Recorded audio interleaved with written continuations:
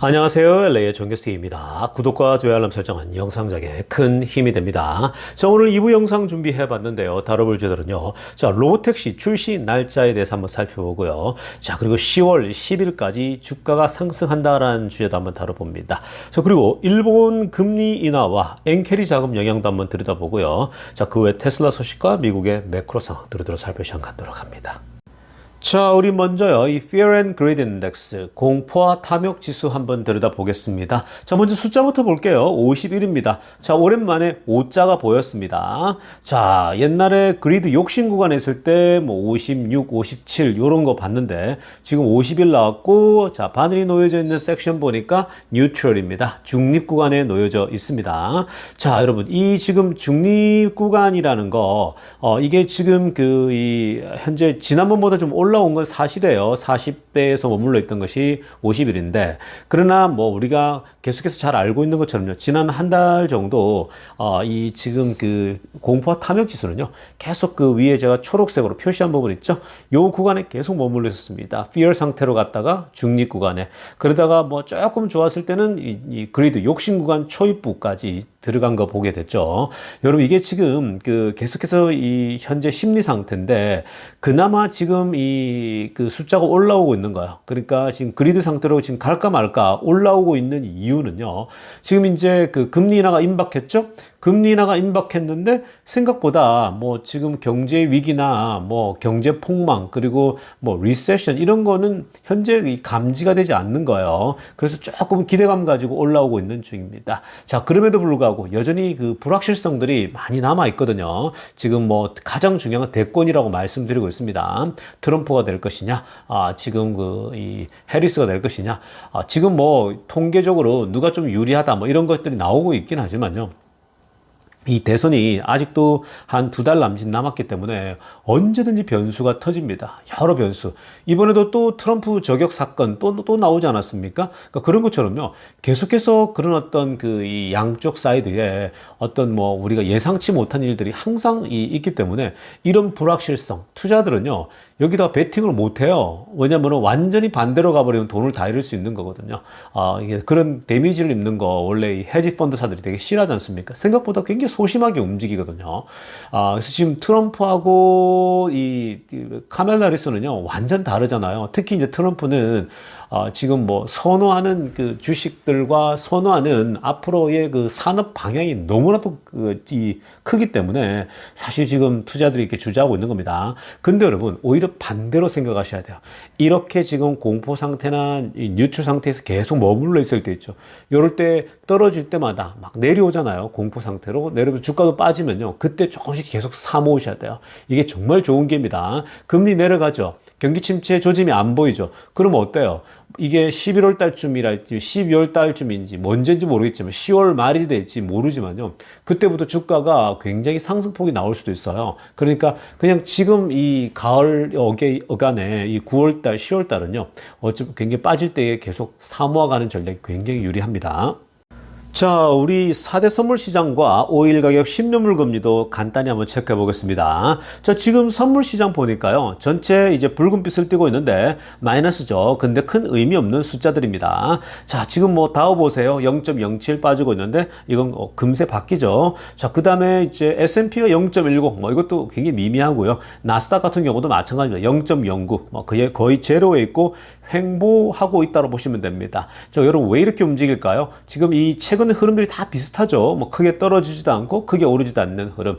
이게 이제 지금 연준 발표를 기다리고 있죠. 자, 연준이 0.25로 할지 0.5로 할지 사이즈 중요하고요. 서프라이즈로 0.5가 나왔을 때에 또 이 변동이 분명히 있을 수 있는 거고. 그다음에 이제 이 연준 연준 의장의 발언이 나오겠죠. 연준 의장 발언이 지금 어떻고 앞으로 이 플랜도 나올 수 있는 거고. 그다음 점도표 나오죠. 이 다플랫이 나오는데 이 점도표 자체가요.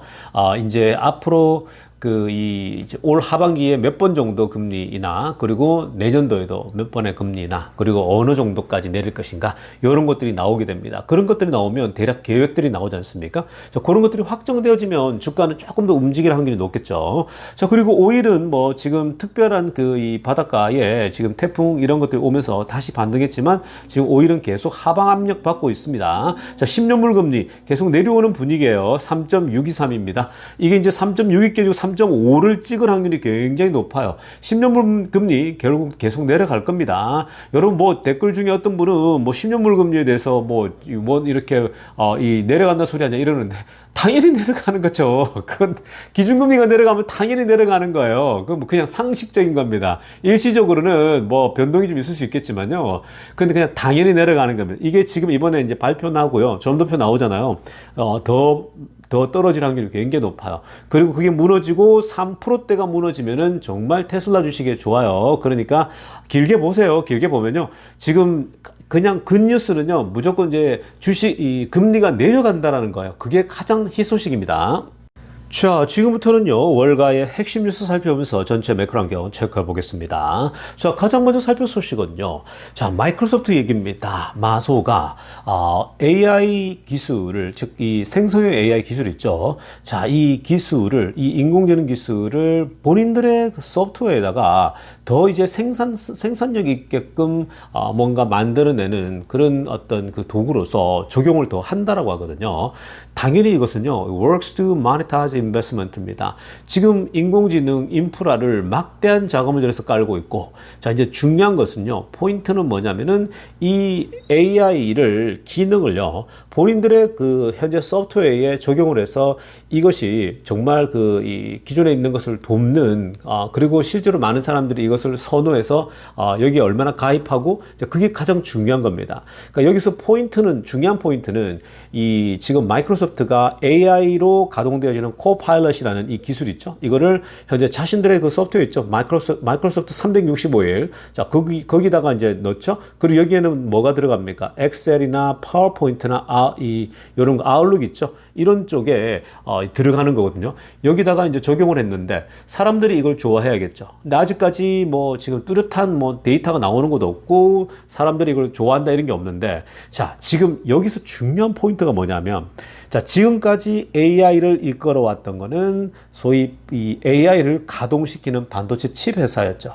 그러니까 특히 이제 이 엔비디아를 필두로 하는 거거든요. 자, 이제는요, 이 인공지능 기술을 가지고 이 반도체 칩과 또 소개되어진 오픈 AI의 AI가 이게 이제 각자 기업의 그 플랫폼이건 각자 기업들의 상품에 적용이 되고 활용이 되어서 이게 정말 활용이 소위 잘 적용이 되어서 이걸 통해서 새로운 부가 창출되는 거. 이게 지금 현재 그 다음 생산 단계로 가는 거예요. 그러니까 뭔가 이제 소프트웨어 단계로 진화하는 거거든요. 이게 지금 두 번째 이 세컨드 스텝으로 넘어가는 과정인데 이게 굉장히 중요합니다. 그래서 마소가 그걸 보여줄 수 있느냐가 굉장히 중요하죠. 그래서 앞으로 계속 들여다 볼 겁니다. 자, 이런 현상은요, 지금 이제 2단계라고 할 수 있는 이 적용 단계인데, 테슬라 같은 경우는 이미 이제 인공지능 자기 자동차 안에다가 실현을 시키고 있는 중이잖아요. 이게 이제 인공지능이거든요. 이걸 이제 소프트웨어를 만들어서 자율주행을 하고 있는데, 이게 이제 만약에 적용된다 이러면 테슬라가 사실은 인공지능을 정말로 자신의 기업에 제대로 적용한, 그리고 이 삶에 정말 변화를 엄청나게 가져올 수 있는 그런 일을 하는 어쩌면 최초의 회사가 될 수 있는 거죠. 그런 식으로 각 회사의 이 인공지능이 바로 이 녹아들어서 뭔가 만들어낼 수 있어야 돼요. 이걸 productivity죠. 생산성을 만들어내야 돼요. 그게 지금 이제 그 다음 단계입니다. 이제 막 인공지능이 나왔고 인프라 깔고 했는데 다 돈 들어가는 거잖아요. 깔았으면 이제 돈을 벌어야 되잖아요. 그러니까 그 단계로 넘어가고 있는데, 마이크로소프트도 앞으로 이제 실적 발표 때에 나오겠죠. 우리가 이제 그 만들어낸 AI 작동되는 코파일럿 기술을 적용했더니 생각보다 이제 우리 365일 마이크로소프트 월드나 그다음에 엑셀이나 파워포인트나 이런 아웃룩에 뭔가 의미 있는 변화가 있었다. 이런 거죠. 그런 거. 그다음에 또 뭐 다른 회사들도 마찬가지입니다. 애플도 지금 사실 주가가 오늘 떨어진 게 뭐 적용했는데 AI가 별로 이렇게 드러나 보이지 않는 거예요. 그래서 지금 여러분 어떤 과정인지 아시겠죠? 이제는 진화해서 정말로 이 인공지능을 투입해서 소프트웨어랑 같이 잘 작동해서 이게 이제 의미 있는 을 만들어내는 것, 즉 돈을 벌어들이느냐 아니냐가 그게 굉장히 중요한 지점이 됩니다. 자, 이어서 살펴볼 소식은요, 일본 소식 한번 들여다보겠습니다. 자, 위에 파란색으로 하나 보시면요. 자, 오늘 니케이 지수, 자, 일본의 주가 지수가 2% 정도 떨어졌습니다. 자, 그 이유는요, 엔이 강화되었기 때문입니다. As yen strengthened라고 얘기하고 있죠. 자, 뭐 다른 아시아 시장도 얘기가 있겠지만, 일단 우리가 미국 주식을 이해하기 위해서, 지금 그 일본의 흐름을 계속 파악하고 있어야 됩니다. 자, 오늘 구체적으로 보면요, 이 니케이 지수가 2.06% 빠졌거든요. 핑크빛으로 하락됐죠. 그리고 토픽스가 1.8%. 그러니까 둘 다가 오늘 제법 빠진 겁니다. 지수로 봤을 때에. 자, 그게 이제 그 앞에 설명했듯이 엔이 점점 더 강해지고 있는데 벌써 6번째, 6일째 연속으로 엔이 계속 강세를 보이고 있습니다. 오늘 달러 대비 140.40까지 갔어요. 여러분 기억납니까? 한 3개월 전인가요? 4개월 전쯤에 올해 이 상반기만 하더라도 엔화가 160 가까이 돌파했죠. 161을 돌파하고 나면 정말 붕괴되는데 그때 일본 정부가 나서고 굉장히 그 쉽지 않은 상황이었죠. 그 일본은 잃어버린 30년이 시작되는 시점이 바로 160을 돌파하는 시점이었기 때문에 여기에 정말 공포감이 있는 거죠. 일본 자체가. 그래서 여기는 적극적으로 개입한다 막 이랬는데 사실 그 일본은 그래도 그나마 좀 기다리고 있었던 게 뭐냐면 미국의 금리 인하거든요. 결국은 미국이 내려가야 되는데 미국이 너무 고금리를 유지하고 있다? 그럼 미국의 달러가 강세가 될 수밖에 없죠. 그냥 금리 돈을 많이 주니까 이자를 많이 주니까 당연히 달러를 선호할 수밖에 없잖아요. 그래서 달러가 계속 강세했는데 우리가 다들 알고 있었듯이 달러는 결국은 영원할 수는 없고 달러 자체가 이제 이 금리 인하로 내려가는 건데 하반기에 벌써 9월달 이제 임박한 거죠. 그러니까 이 달러 소위 금리 인하가 미국에 나오니까 미국의 금리 인하는요, 당연히 지금 다른 나라들에게 좋은 건데, 특히 이제 일본 같은 경우는 미국이 금리 인하 된다? 당연히 달러가 좀 약해지고, 이제 엔화가 좀 더 올라올 수밖에 없는 거죠. 그래서 지금 그 연준의 금리 인하 사이클이 이제 본격적으로 가동된다. 올해만 1% 빠지고 내년에 또 상반기에 1% 빠지면 2% 이상 빠지는 거잖아요. 그렇게 되면요, 확실히 달러는 많이 내려오게 됩니다. 그래서 지금 140까지 내려왔는데, 이 가장 최근에 낮았던 것이 2023년도 7월 달입니다. 139.58이었어요. 그때부터 계속 올라왔었죠. 그래서 지금 140까지 내려온 건요. 이제 2023년도 7월까지 내려왔는데 이거는 이제 내려가는 거죠.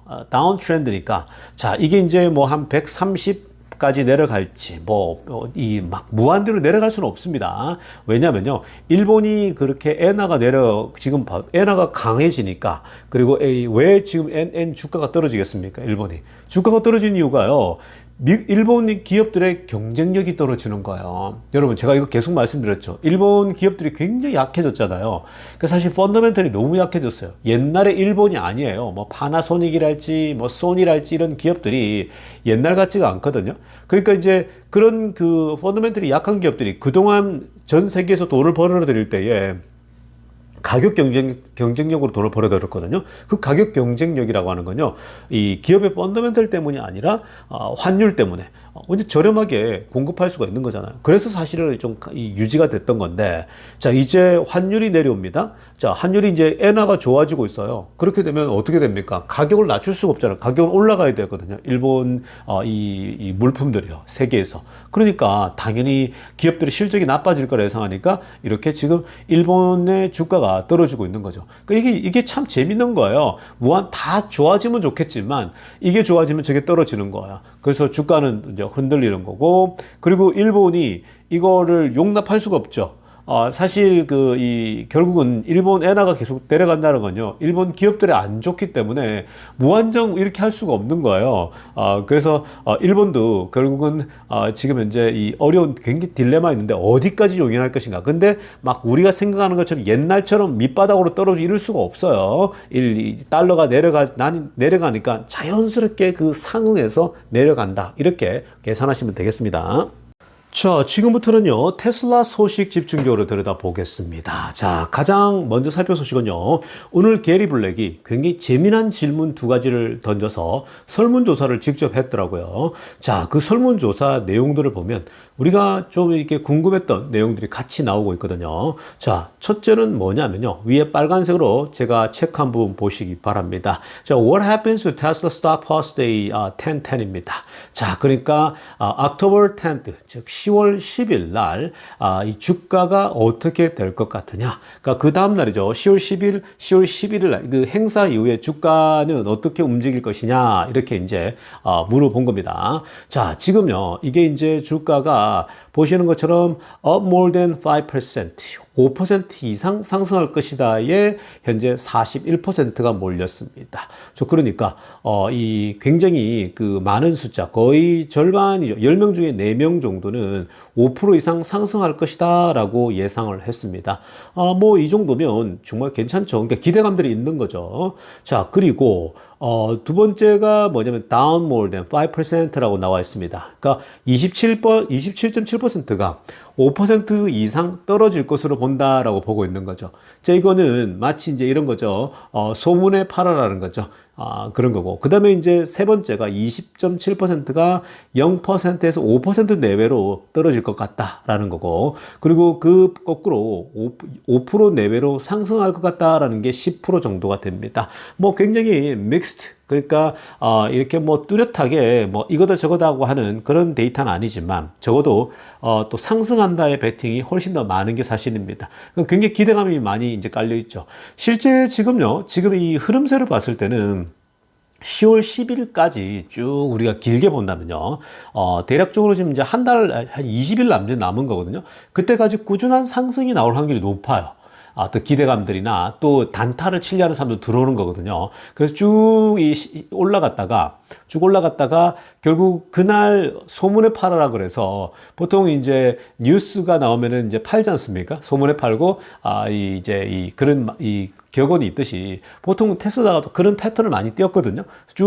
만약에 쭉 올라가지 않습니까? 쭉 올라가면 아마 그날은 빠질 확률도 높겠죠. 왜냐면 또 단타 세력들은 치고 빠져버리니까 어쩔 수 없이 조정이 나오는 거거든요. 그래서 그런 것들은 충분히 감안해 볼 수가 있는데, 근데 중요한 건요, 항상 장기적으로 보시는 게 중요한 겁니다. 자, 이게 여러분 쭉 올라가면 뭐 땡큐죠. 근데 반응 없다가 뭐 그렇게 상승 흐름도 없다가 지금 상황에서 이벤트를 딱 했어요. 이벤트가 뭔가 로보택시의 그림들이 쫙 나와요. 미래에 대해서. 자, 그렇게 되면 주가는요, 안 오르다가 굉장히 안 오르고 횡보하다가는 지금에서 당연히 오를 수밖에 없겠죠. 그다 계속 꾸준히 상승할 확률이 높거든요. 근데 꾸준히 상승하다가 그날이 다가오면요, 오히려 소문에 파는 현상이 나타날 수 있습니다. 일시적으로 떨어지겠죠. 다만 결국 조금 더 길게 본다면요, 결국 로보택시의 그 공개되어질 내용들이 중요하겠죠.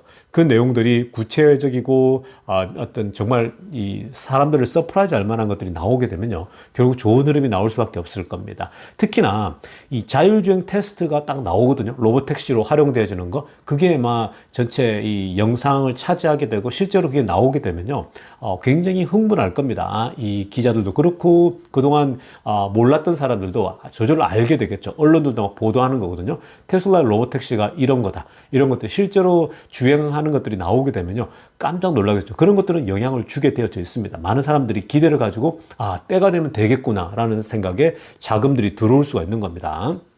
그래서 기대감 크고요. 그러니까 장기 투자자들에게는 결국은 사실 이게 단기적으로 상승하느냐 이런 것보다 그냥 떨어져주면 계속 조금씩 사모으는 전략이 더 좋다라고 말씀드립니다. 자, 그 다음에 When will the first delivery of the Tesla Robotaxi begin입니다. 자, 그러면 테슬라의 로보택시가 언제쯤 처음으로 시작될 것 같냐라고 했습니다. 테슬라 로보택시가 처음 시작되는 것은 이라고 이 두 번째 질문이 초록색 동그라미 친 거죠. 자, 가장 많이 답한 34.2%가 more than 24 month입니다. 24개월 정도는 지나야 된다. 즉 2년 정도 후면 본격적으로 가동될 것 같다라는 것이 34%고요. 자, 그 다음에 12개월에서 24개월 안, 2개월 안에, 2년 안에 되어질 게 29.4%니까 거의 한 30% 정도 됐죠. 거의 비슷합니다. 그러니까 1, 2년 안에 거의 해결되지 않을까라고 보는 거. 그 다음에 6개월에서 12개월 내에도 가동될 것 같다라고 하는 것이 24.8%입니다. 굉장히 공격적으로 생각을 하고 있죠. 자, 그리고 6개월 내에도 가능하지 않을까라는 게 11.6%입니다. 자, 여러분, 지금 이런 걸 보게 되면요. 아무리 늦더라도 2년 남짓이면요. 거의 이제 가시권에 들어온다고 보면 되겠죠. 거의 이제 이 시야에 들어온다니까 2년이면요. 그렇게 먼 게 아니에요, 여러분. 지금, 이게 이제 어떤 정부로부터 허가도 받고 여러 가지 이제 작업들을 좀 해야 되잖아요. 그래서 이제 플랫폼도 만들고 하는데 이미 상당히 이제 작업들을 다 예상을 다 해놓고, 했을 겁니다. 그래서 이제 만약에 2년이면은 지금 24년도, 25, 26년도쯤에 본격적으로 가동된다? 자, 그 전부터 들썩이겠죠. 왜냐면 이제 기술의 완성도가 올라오니까. 근데 만약에 1년이나 이 1년 어간에 이제 뭔가 정말 이벤트 이후에 굉장히 그 브레이크드루가 보이잖아요. 그러니까 굉장히 진척되는 게 보이면요. 주가는 덜썩 할 수 있습니다. 그러니까 아무리 늦더라도 2년 정도쯤이면요. 거의 그냥 이제 출시되는 걸로 다들 예상하고 있죠. 이게 이제 작년에 우리 샤오펑의 CEO도 자율주행이나 테슬라 따라잡기 엄청 좋아하는 사람이잖아요. 자율주행에 엄청 신경을 쓰고 있거든요. 본인도. 근데 테슬라 거를 직접 몰아보니까 내년이면 나오겠다라고 예상을 하잖아요. 그러니까 내년이면 1년이 채 안 남았을 수도 있고 1년 남짓이죠. 그 플러스 마이너스가 될 겁니다. 그러니까 굉장히 지금 점점 가까워지고 있으니까요. 여러분 지금 오히려 편안하게 투자하세요. 떨어져 주면요. 그냥 월급 타면 한 주씩 사 모으고 돈이 더 생기면 또 사 모으고 자산을 계속 사 모아 주셔야 됩니다. 그래야 테슬라가 껑충 뛸 때 여러분 자산이 뛰어오르는 겁니다. 자, 다음으로 살펴볼 데이터도요, 굉장히 중요한 데이터가 되겠습니다. 자, 중국의 현재 전기차 침투율입니다. 자, 얼마만큼 중국 사람들이 지금 전기차를 사고 있는가? 자, 오늘 8월달 데이터가 나왔거든요. 30.6%가 나왔습니다. 자, 여러분, 이거 저는 굉장히 기분 좋았거든요. 제가 이제 대략 짐작할 때 30% 정도라고 얘기했는데, 제가 여러분들이 평소에 말할 때 중국이 그냥 거칠게 roughly 짐작을 하게 되면 한 30% 나올 거라 그랬잖아요. 30%를 돌파했어요. 8월 달에. 자, 그러니까 지금 9월 달이면 더 올라갔겠죠. 그래서 여러분, 지금 이게, 이 중국이, 이 10대 중에 3대가 전기차가 팔린다라고 하는 건요, 굉장한 겁니다. 100대 중에 여전히 30대 이상이 전기차가 팔린다? 여러분, 이건요, 정말 많은 생태계에 변화를 주는 겁니다. 일단, 첫째는요, 기름값에 엄청 영향력을 주겠죠. 이 전기차에 중국이 전기차를 많이 인구 자체도 많으니까요. 그래서 이 기본적으로 한국의 미세먼지도 많이 줄었다는 얘기를 제가 듣고 있는데 어찌됐건 이런 중국이 계속해서 신재생에너지로 전환되면요, 대한민국에도 좋겠죠. 그런 자연적으로. 자, 이게 이제 중국의 자동차들이 막 뿜어내는 것들이 이제 정말 많이 사라졌다는 거예요. 중국은 그냥 목숨 걸고 전기차로 다 전환합니다. 그게 질적으로 좋건 안 좋건요. 왜냐면 베이징의 그 스모그나 겨울에 가득 차 있는 그 연기 이런 것들이 사실은 중국이 살기 힘든 도시로 만들어 버리잖아요. 그게 땔감도 엄청 떼죠. 화석연료도 여전히 타죠. 이러니까. 근데 이 30%나 전기차 침투율이 왔다? 그런 맥락에서 굉장히 좋고요. 또 하나는 이제 테슬라 입장에서 보게 되면요. 자, 테슬라가 이 중국의 30%에서 이 중국이 최근에 중국 데이터가 좋았잖아요. 테슬라가. 굉장히 좋거든요. 근데 지금 그 포화 상태에서 이렇게 지금 여전히 포화 상태인데 막 찍어내니까. 근데 그 포화 상태에서도 테슬라가 자기 몫을 굉장히 잘 해내고 있다라고 하는 건요. 그게 테슬라의 기술력이죠. 근데 여기에 이제 자율주행까지 되면요. 이 판매가 더 올라갈 겁니다. 왜냐면 지금 중국 업체들도 형편없는 자율주행 기술 다 적용해가지고 달리고 있거든요. 근데 테슬라의 이 FSD가 들어가게 되면요. 그냥 테슬라기 때문에 좋아하는 사람도 많겠지만, 더불어서 테슬라 거를 영상으로 복원하게 되면요. 당연히 테슬라를 선호할 수밖에 없죠. 그게 기술력입니다. 이제 그리고 아래쪽에 보십시오. 지금 보시면요. 초록색 막대 그래프 있죠. 이게 2023년도예요.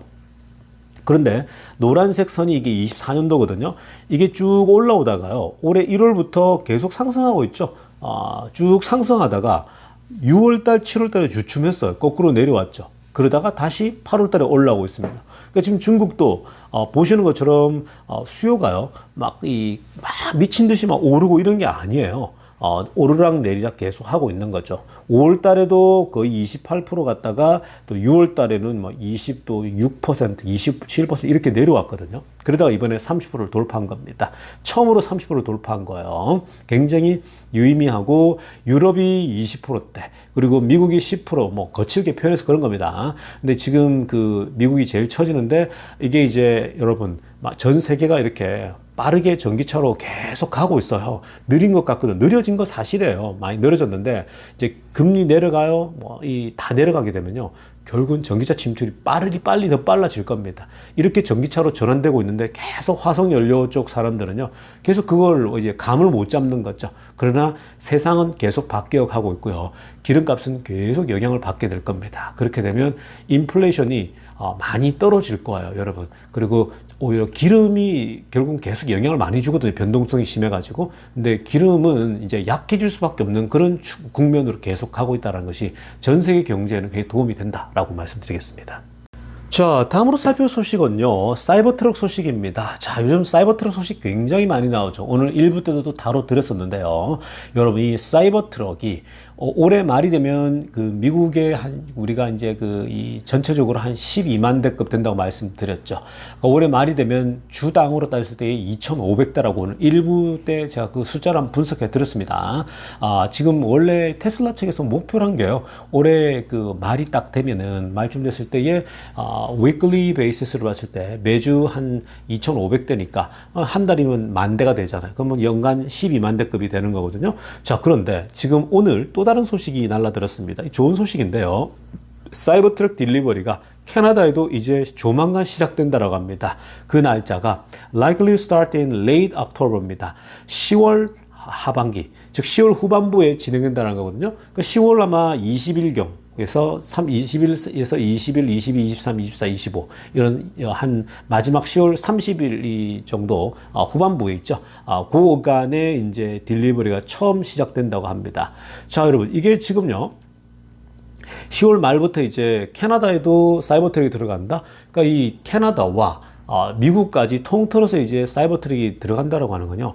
이게 지금 여러분 만약에 사이버 트럭 생산량이 적으면은 못 들어가요, 캐나다에. 들어갈 수가 없어요. 왜냐면 미국만 소화하기도 바쁘니까요. 근데 지금 이제 사이버 트럭 생산이 자신이 있다 보니까 계속 이제 찍어내서 주문은 계속 받아놓은 상태잖아요. 그러니까 지금 미국만 또 배달할 수가 없죠. 왜냐면 캐나다도 주문을 옛날부터 많이 받았으니까. 그러니까 캐나다도 이거 돈 많은 사람들 사고 싶은 사람이 많지 않습니까? 자, 그래도 캐나다도 동시에 이제 보낸다, 판다라고 얘기하고 있거든요. 그래서 지금 뭐 이제 이 북미 지역에는 캐나다와 이 소위 미국만 이번에 연말까지 하게 되더라도요, 충분히 이제 연간 생산량을 커버할 수 있는 그런 수준으로 가게 됩니다. 그렇게 되면 이제 내년부터는 다른 나라에도 진출하게 되는 거거든요. 뭐 남미, 멕시코도 갈 수 있는 거고, 지금 유럽에는 이미 지금 사이버 트럭 또 요청들이 제법 있지 않습니까? 그래서 유럽도 그렇고 모든 나라에 아마 좀 진출하려고 하는 계획들을 갖고 있는 거죠. 그 사이버 트럭이 올 말부터 이제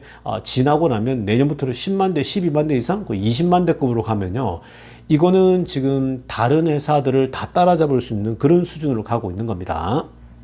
자, 다음 데이터를 보시면요, 실제로 지금 테슬라 사이버 트럭이 10만 달러쯤에 시작하는 이 정도 그 가격대 레벨에서요, 현재 픽업 트럭 시장에서 지금 돌풍을 일으키는 데이터가 나왔거든요. 자, 지금 캐나다도 팔고 이렇게 하는 게요, 지금 여러분 이제 전기차로 다 전환되고 있는데 픽업 트럭도 전기차로 전환되는 때가 당연히 오는 거죠. 근데 기존의 강자들이 누구냐, 포드, 뭐 그 다음에 이 쉐비 실버라도가 있죠, GMC 있죠, 그리고 허머 있죠.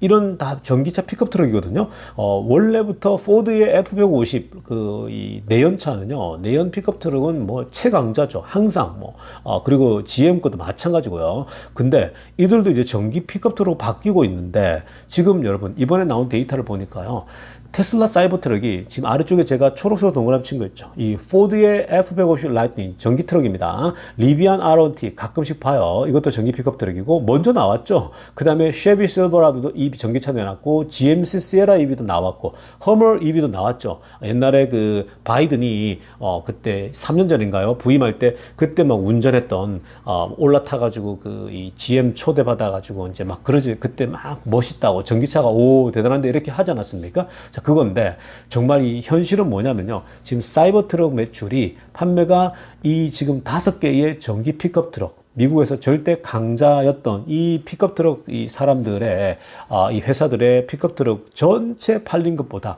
사이버 트럭이 훨씬 더 많이 팔렸다고 합니다. 압도적으로 outselling 했다고 합니다.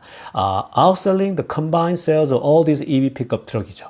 여러분 이게 바로 사이버 트럭의 힘입니다. 여러분 이 픽업 트럭 시장 굉장히 크거든요. 근데 사이버 트럭이 빠르게 전기차 쪽에서의 픽업 트럭을 앞서 나간다? 이거 완전 예상을 뛰어넘고 있죠. 전문가들 예상 다 뛰어넘고 있는 중이에요. 전문가들은요, 사이버 트럭 호불호 강해서 별로 안 팔릴 거다 예상했거든요. 근데 오히려 포드나 리비안이나 정상적인 픽업 트럭처럼 생겼거든요. 근데 그것들보다 다 합친 것보다 훨씬 더 많이 팔리고 있습니다. 얼마나 사이버 트럭이 위력이 센지 아시겠죠?